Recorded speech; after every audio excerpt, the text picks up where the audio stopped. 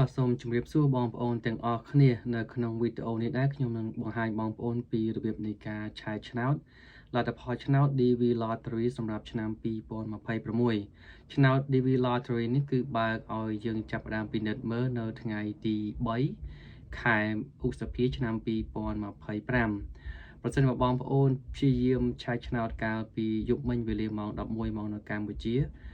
website គេបើកឲ្យយើងឆែកឲ្យប៉ុន្តែវាមានលក្ខណៈគាំងប្រហែលជាមនុស្សគាត់ចូលទៅឆែកច្រើនឥឡូវព្រឹកនេះខ្ញុំសាកចូលមើលអត់មានបញ្ហាទេអញ្ចឹងខ្ញុំសូមធ្វើវីដេអូនេះបង្ហាញតែម្ដងអញ្ចឹងបើសិនជាបងប្អូនបានដាក់ឆ្នោតកាលពីឆ្នាំទៅកាលពីខែ10បងប្អូនទទួលបាន confirmation number អញ្ចឹងបងប្អូនត្រៀម confirmation number នឹងឲ្យមកហើយយើងទៅចូល website ដើម្បីឆែកទាំងអស់គ្នាដើម្បីចូលទៅឆែកឆ្នោតផ្សងសំណាង DV Lottery 2026បានបងប្អូនទៅចូល website របស់ស្ថានទូត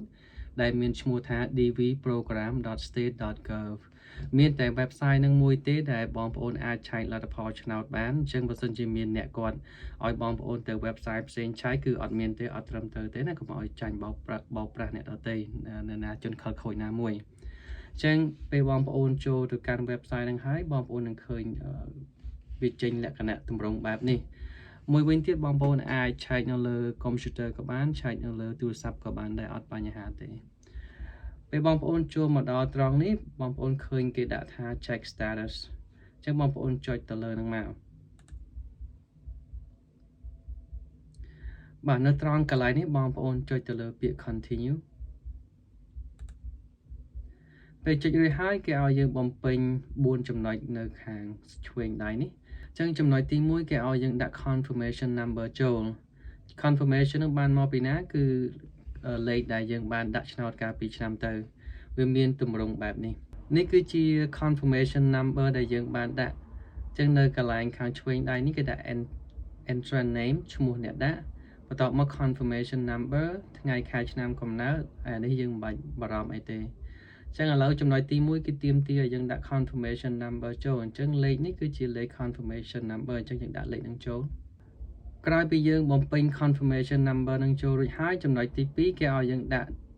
នាមត្រកូលចូលអញ្ចឹងនាមត្រកូលគឺកន្លែងនេះយើងដាក់ឈ្មោះយើងចូលទេយើងដាក់តែត្រកូលចូលទេអញ្ចឹងខ្ញុំវាយនាមត្រកូលចូល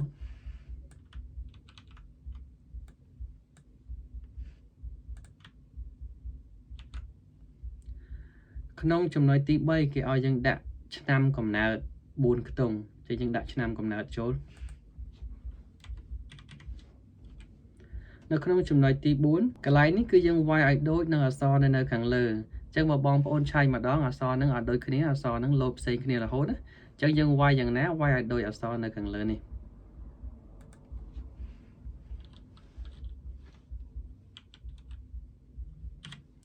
ក្រោយពីយើងវាយបញ្ចូលលេខនឹងរួចហើយយើងចាប់ផ្ដើមចុចទៅលើពាក្យ submit